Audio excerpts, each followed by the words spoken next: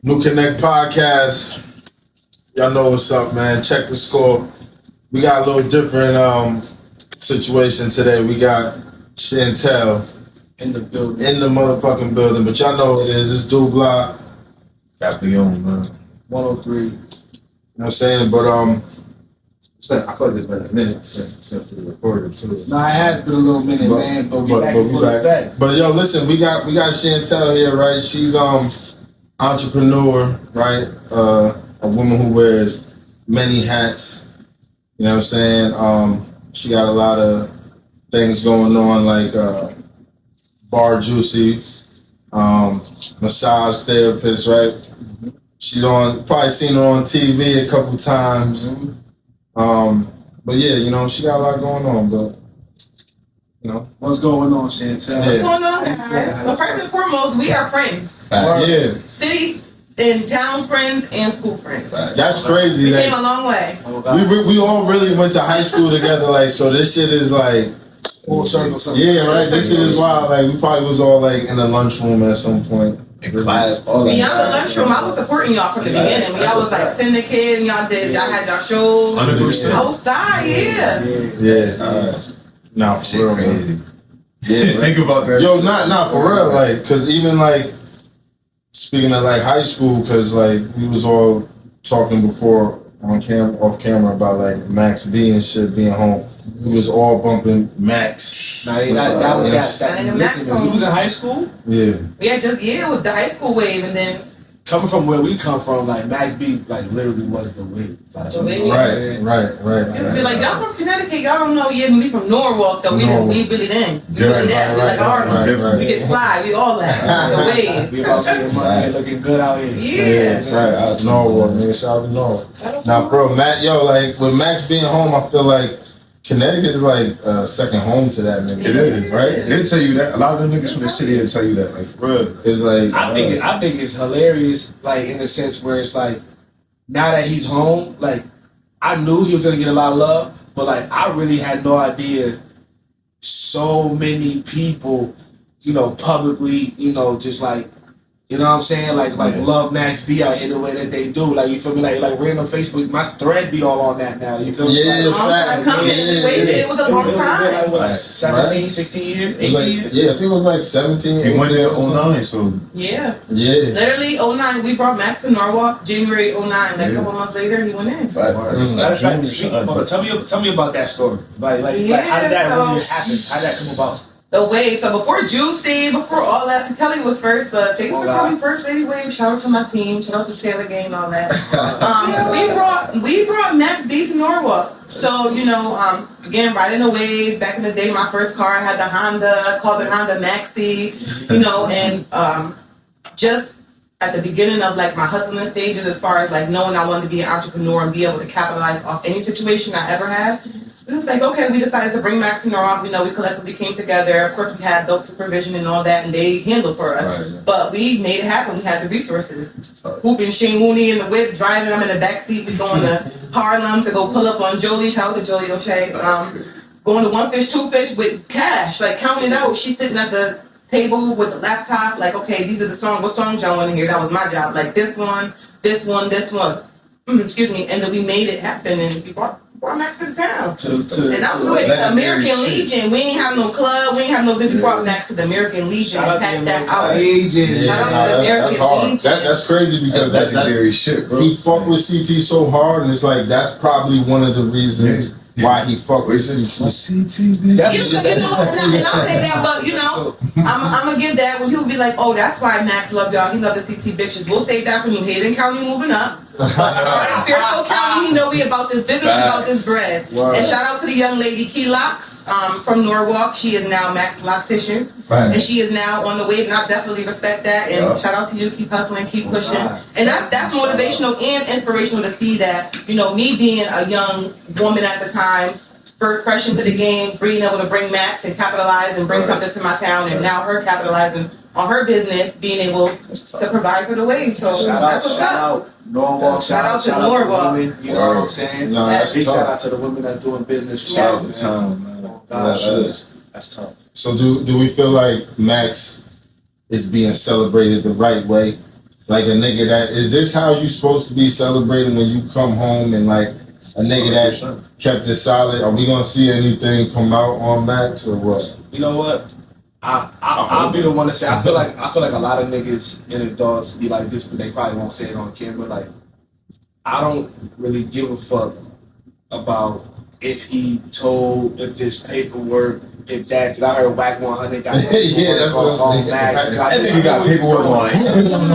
Yeah, she telling like that nigga bro, is like, you sick. feel me? Like, The in the clout end of the day, chasing. like, on some real shit, like, as a Max B fan, when it comes to, you know, his music, his character, and all of that, I don't care about that situation, because that shit didn't affect my life. I wasn't outside with you. Right, I right. got my nigga like that. That's my man. Like, that's what I'm saying. So like, Yeah. for me Absolutely. to actually care, for that to really change my perspective of like, oh, he came home because he told I don't fuck with Matt. For me, I feel like you what state of mind do you have to be in to still like think that way? To think that way is crazy. Like, you know what I mean? So that's my personal opinion. No, I don't care about no dumb shit like that.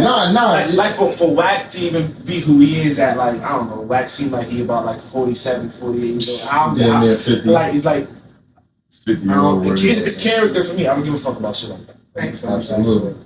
It got no personal effect on me. He home. My man got 2 sold out shows back to back. Right, that's what I'm Booked saying. out Is he every being- night. is he- Ain't been home. Ain't been sleep. This how you, to me, I feel like this how you supposed to be celebrated. Right. You know what I'm saying? Like the nigga came home, they showing him mad love. Like Man, love. Real recognize real. That's the first thing I want to say, because a lot of people like, oh, well, he hugging on niggas and niggas is doing all this. Yeah, because real recognize real. People don't understand, like, when he was out and really in the streets, it's more than just hand for hand and tit for tat, but like he really was inspiring niggas, putting niggas on, letting niggas create their own way so they can be who they are today right now. That's a fact. So yeah. That's a fact. Like, yo, bro, like, I ain't gonna hold you, like, wavy. Like, you feel me? Me and my niggas growing up back, like, wavy was a real term. Like, that shit really started from that inspiration of Max Right. Bank.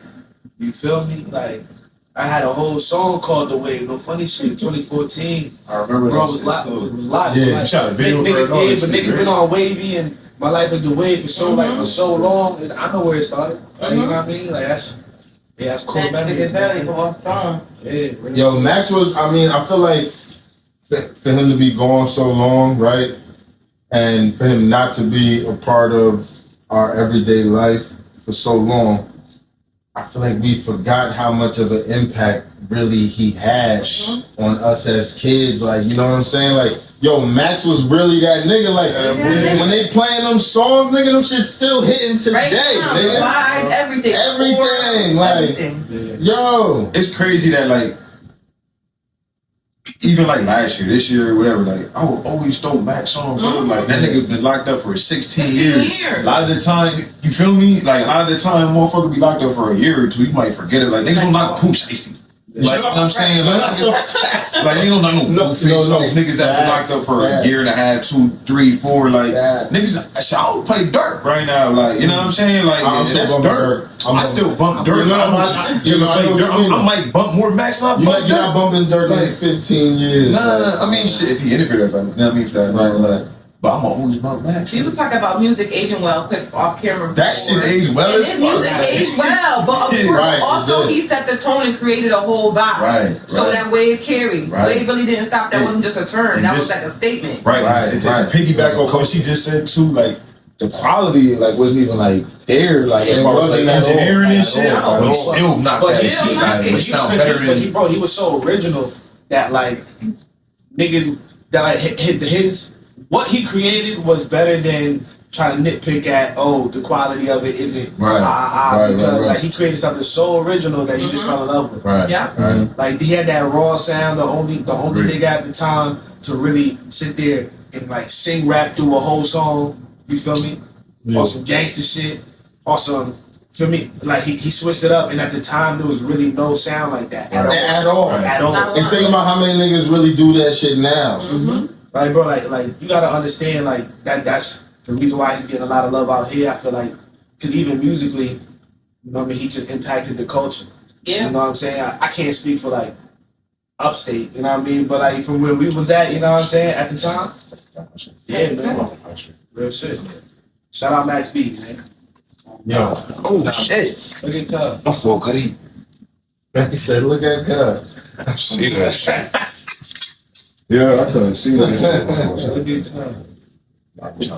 Max was definitely that nigga. So now, what about Jim? How they feeling about Jim Jones right now? You know they gonna switch up on him, but that's just how it goes. Do we want to see Max and Jim link up? Do we give a fuck? We don't care. Just Yeah, we really don't. grown and gorgeous, my nigga. That's it. As my man would say, he only grown and gorgeous. That's it, beloved. Ain't no hard feelings. He out here getting his money. Into it.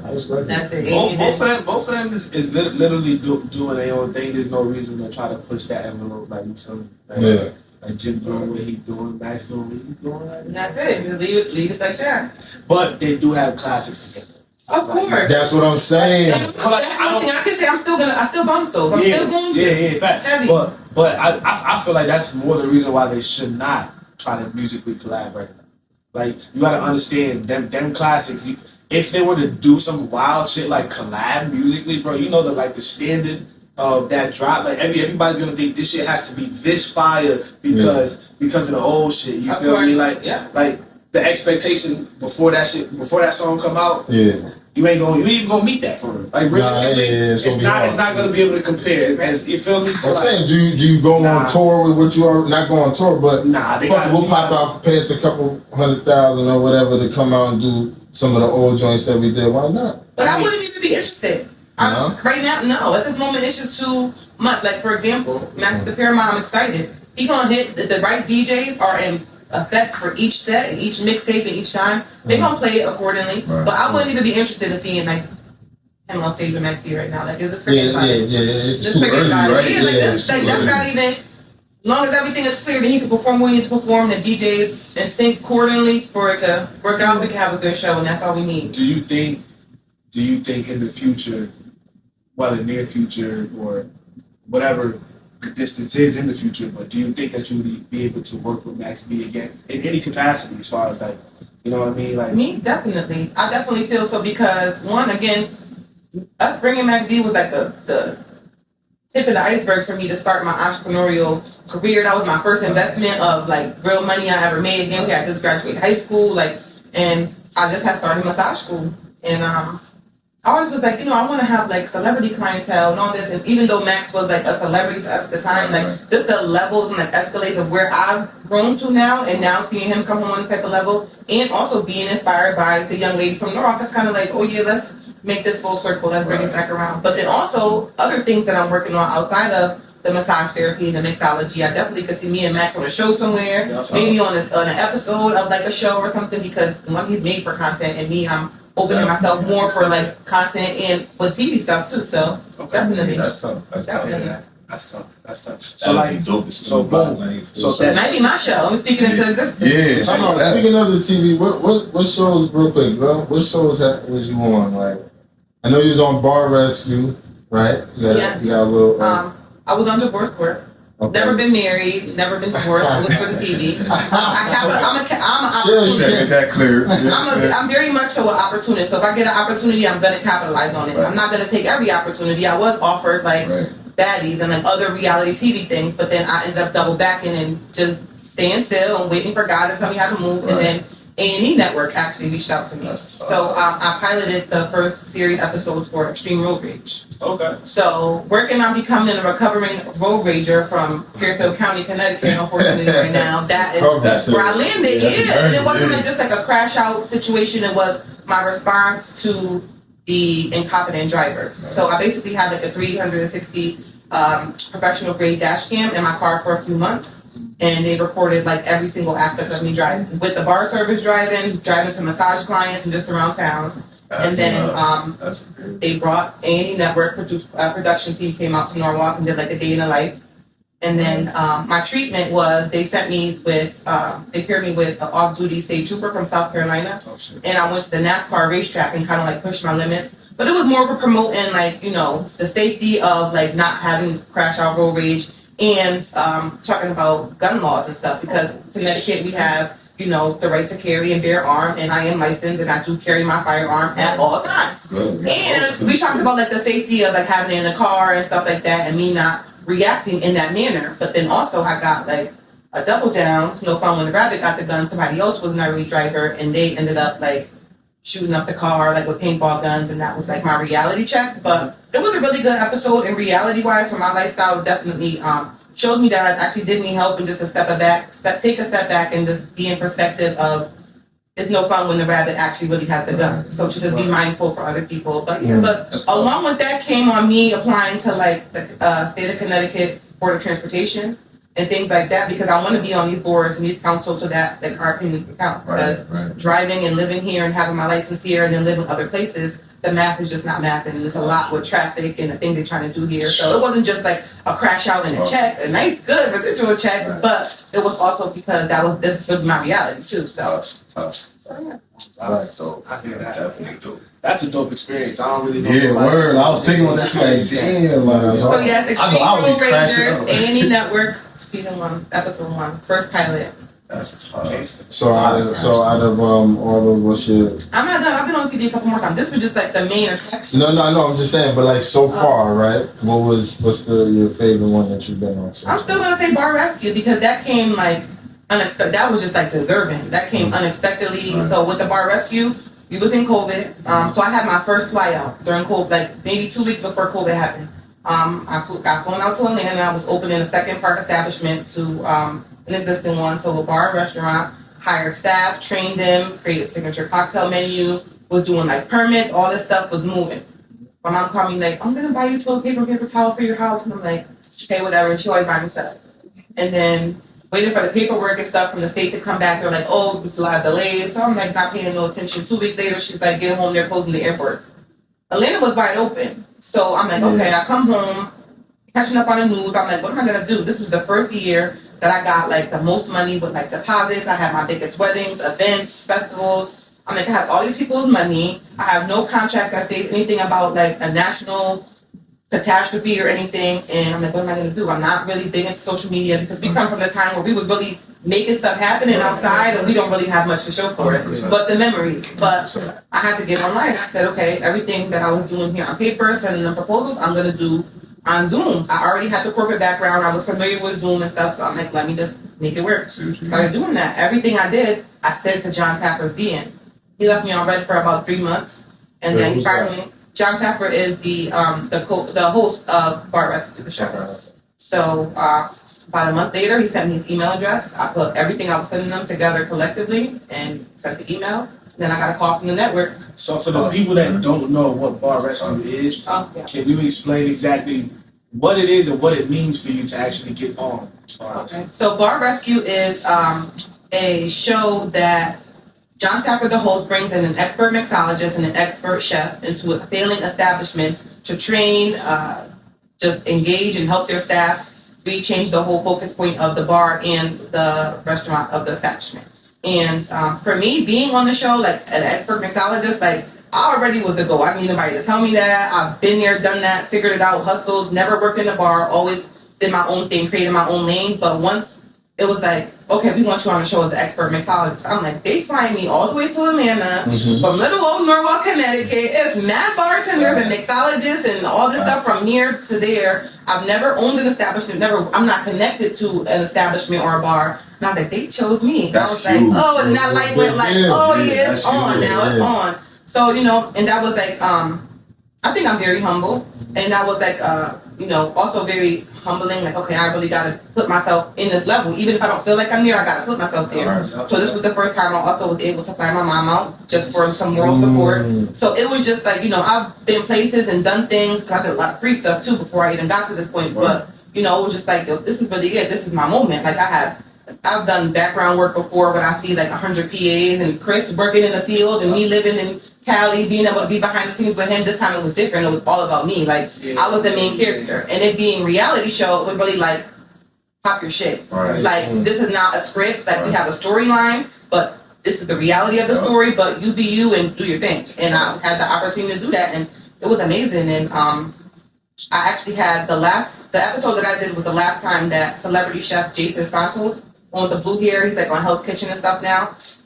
That was the last episode that he did with Bar Rescue because he was like a seasoned vet with him. But that was very great and inspirational because he was a great mentor to me on set and just in the lifestyle of like the food and beverage industry. So that was a great collaboration. That's tough. That's huge, bro. That's major. That's major. So what are the, you got A&E, you got Bar Rescue, but you know where that stream, what is that? On Paramount Network is Bar Rescue. Fine. So that's on they have it on what is it called? Prime. It's on Prime now too. Okay. Bar Rescue, yeah. Okay. If you like, I remember seeing that. I actually have Paramount and Prime. I'm making subscriptions and shit. but like I remember the whole Bar Rescue thing when it was happening. You know what I'm saying? Like you know, supporting from afar. Oh, we've been connected since high school. You know what I mean? Like, but to really even hear you, you know, we in 2025 to hear you tell your story now. You feel me? And actually get more details. Like, that's really inspiring. That's a big deal. That's a prime example of making things happen for yourself, but two, being able to be prepared for that moment. Right. That's boom. You don't want to have a door open and you're not prepared and you fumble and you never get a shot like that again.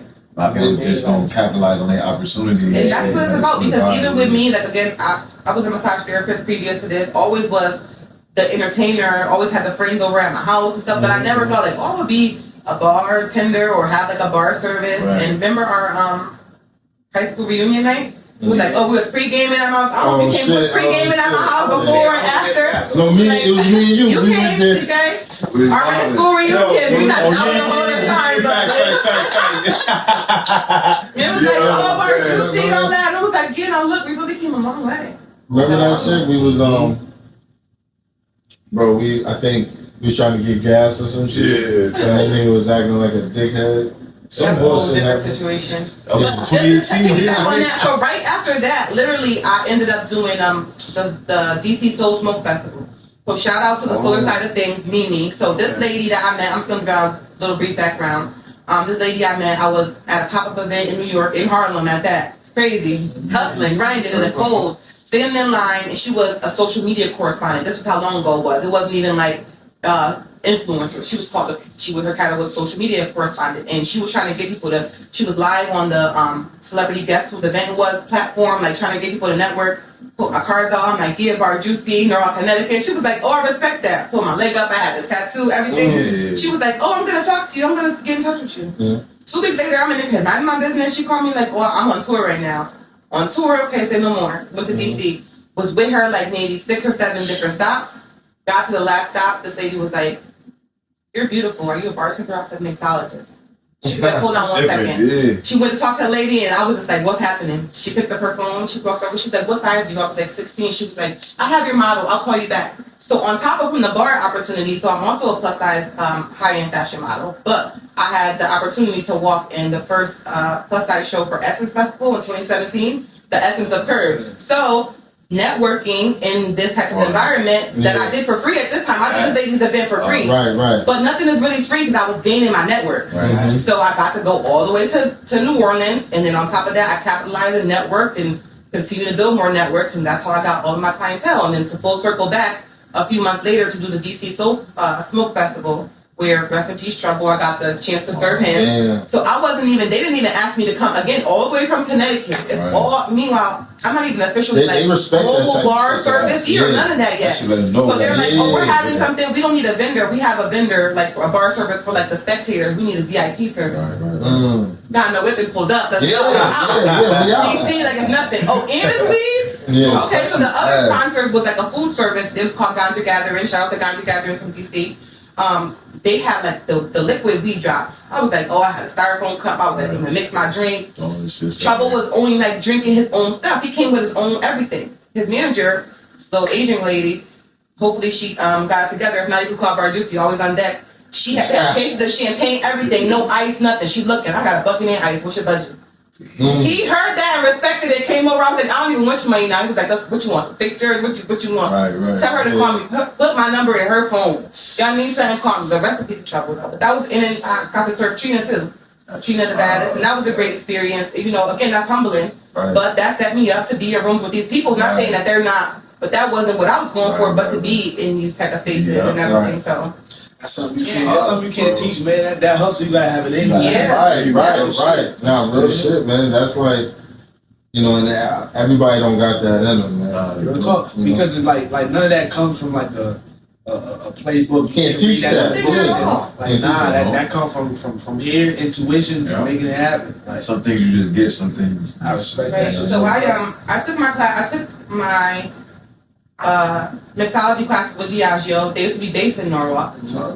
And it was like a program. It was like a big class. It ended up graduating only a few of us, but shout out to my class and everybody who stuck through. You know, everybody support. Even now, my class, everybody who even doesn't do bartending, they all support me. Shout out to Trudy and the Trula family, but they always, you know, support me and be like, you know, if you ever need work, girl, you ever need a hand. But we started the day of graduation.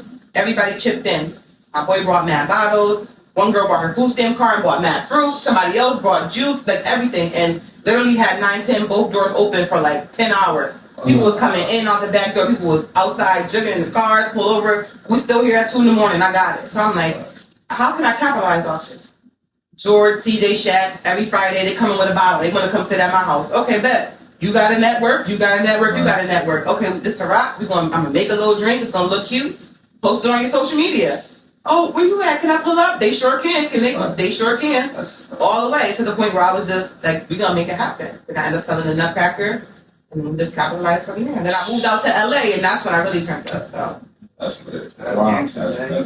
So you saw something and you really just like literally. gotta go after what you want, man. If you got the vision for it, capitalize on it. You gotta respect that. That's so dope. That's so dope, man. Because I remember, like, you feel me, like she don't. I mean, you with the rolling, right? Yeah. That's what I'm saying. Like, I remember middle school. She Telly, like, don't talk to Telly. She'll fuck you up. Yes. Telly, right?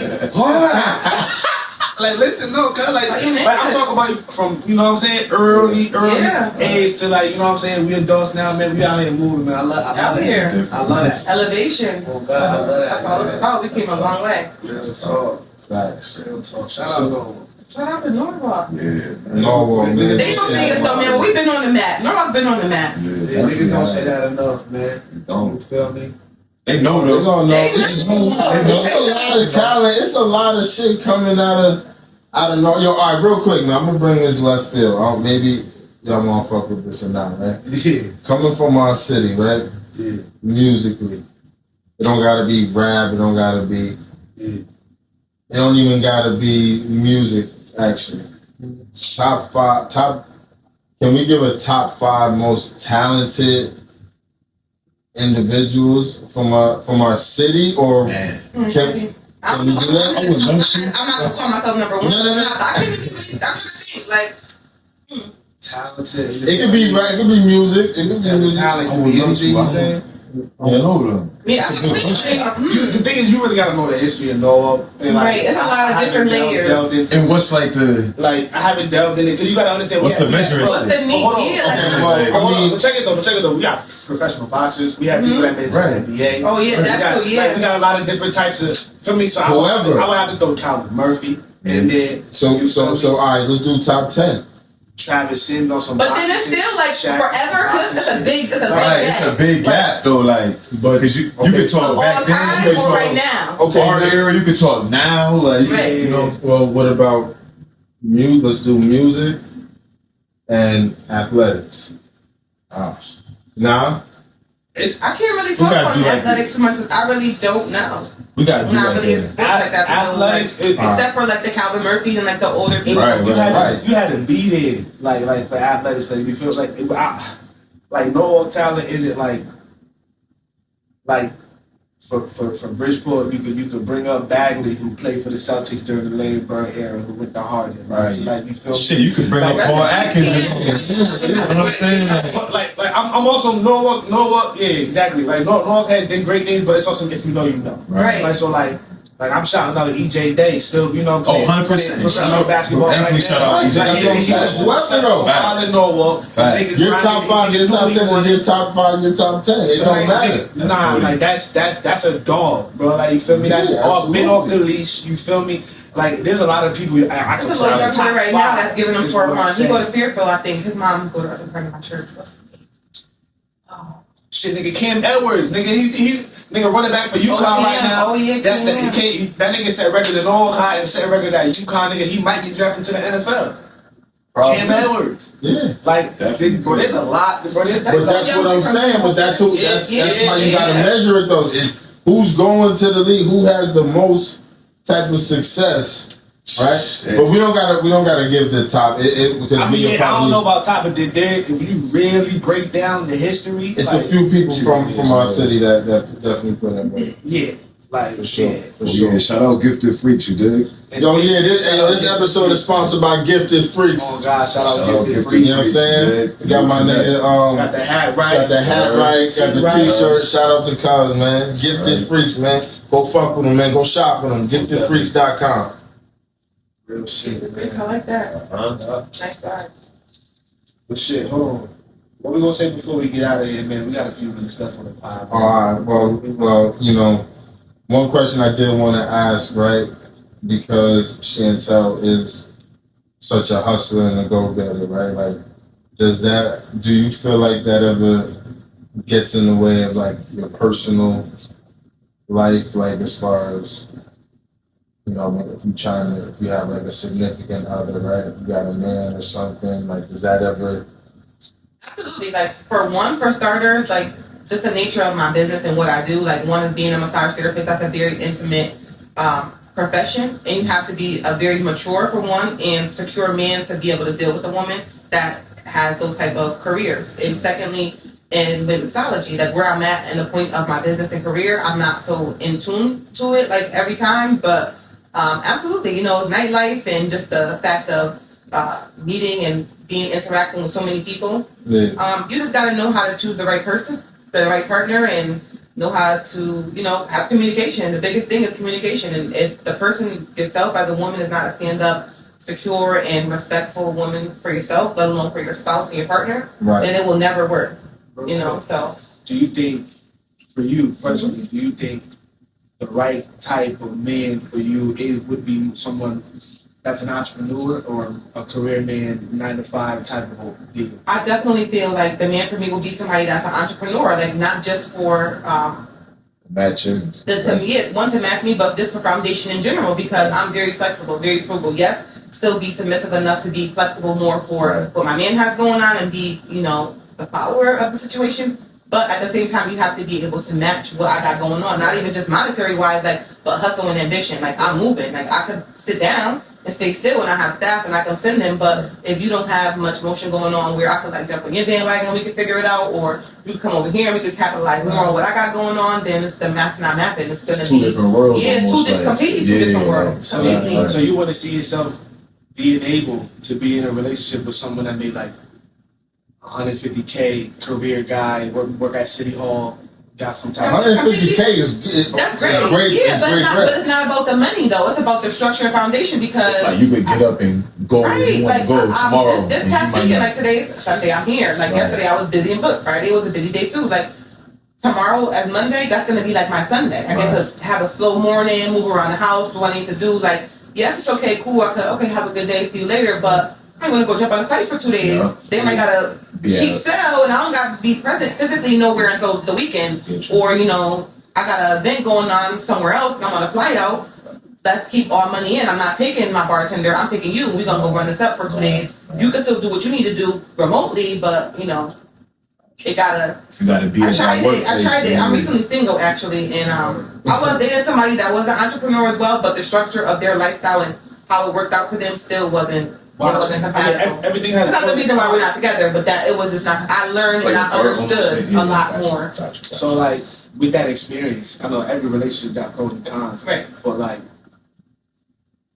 what was like the main con of having an entrepreneur, as you know, having a man that's an entrepreneur, and that his schedule still not really aligning with yours and something like what was directly and indirectly, it was the type of business he had. Because he was an over the road truck driver, so that was the thing. Like, yes, I'm an entrepreneur, but I'm not like on a laptop sitting on the passenger side princess. No, I'm trying to ride up too. Like, I got my own motion going on. Like, again, flexible enough to, if it was like, he was just like the boss and had a lot of workers and occasionally had to do a long haul. Okay, we could do this Monday through Friday because I don't have an event till Saturday. Or I could do invoices and create menus and do my other contract work from the passenger side. But, you know, that's just a hard place to be in general with any type of relationship. Like, any type of person you date. So. I agree. What about y'all? Y'all feel like y'all could deal with a woman that's an entrepreneur? 100%. Absolutely. Yeah.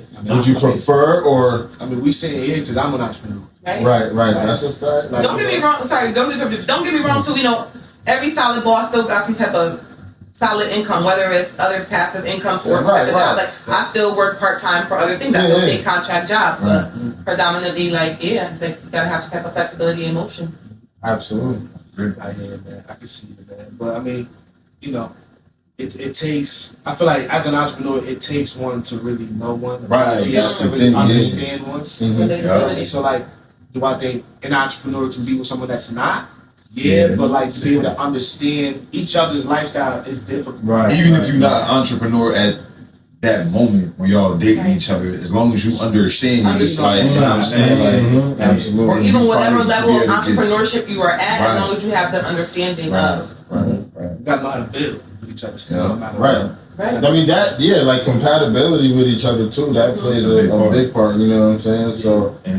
You just somebody being willing to even understand, right? Because a lot of people not willing to understand, right? Because they I ain't trying to hit girls, but I ain't trying to so selfish and just caught in their own ways and what they got going on. They expect the other person who they deal with to be exactly the same way, and that's just not the reality all the time. You know, and you were about to slip up say girls, but on the other side, I could be like, okay, girl, you working on music, bro? Go to the studio for 2 days in a row on the weekend. I'll see you on Monday, and maybe I could call you and be like, let's take a flight. Right. Like, what's the problem? Right. See, and reciprocation is big too because you should be like, all right, bet. Well, I didn't go do $100 thing this week. I just went to the studio, so now I got bread. You booked the flight. Now we got spending money. Let's go. Right. It's reciprocation. Respect it. So. You gotta make your hustle work. Neutral, It's gotta work with each other and for each other. So. Right. Me and Zuby had a conversation off camera a little bit before too, but it's not about the quality, it's the quantity. So, for example, I may not be looking for you to. You said, "Oh, what type of man would I be looking for?" I mean, looking for my man to have a Friday night date night every night, but no, every other month I expect to be on the flight. Right. But that only plays out of how it looks with our foundation and how we move it. So. If y'all really do shit like that, Right, but you again, you said, "Oh, female may want in perspective," because the daily, weekly date time is normally on the weekend, but the weekends when I run it up, so I'm not available. But again, like Tuesday, okay, now you might be like, okay, Tuesday you just feel like being in the crib playing a game or go chill with your boy. Now we out. Yeah. Like, but that may not be okay for you to understand if you're a man that does work 9 to 5. Like, let's make this make sense. I tried that too. Like, okay, let's play Monopoly with your PTO. Like, let's try to make it work. Right. Try to make it work. But yeah, that's crazy, man. It's just something both parties got to understand, have a mutual agreement on. You know what I mean? So it's like compromise. Yeah. Like, that's what that's major. I feel like that's the key thing, man. If we can compromise on something, man. You gotta keep it peaceful between the two of you. Right. You're on the same team, right? You're right. Well, listen, man, Chantel, we appreciate you coming to the Loose Connect podcast. Thank you for having me, guys. Let people know where can they find you. How can people reach you? On all social media platforms at BarJuicy, BarJuicy. My website is www.barjuicy.com, and my name is Chantel Anderson, expert mixologist at Sino Bar Rescue, season 8, episode 18. Let's get it. Mixologist. Chantel.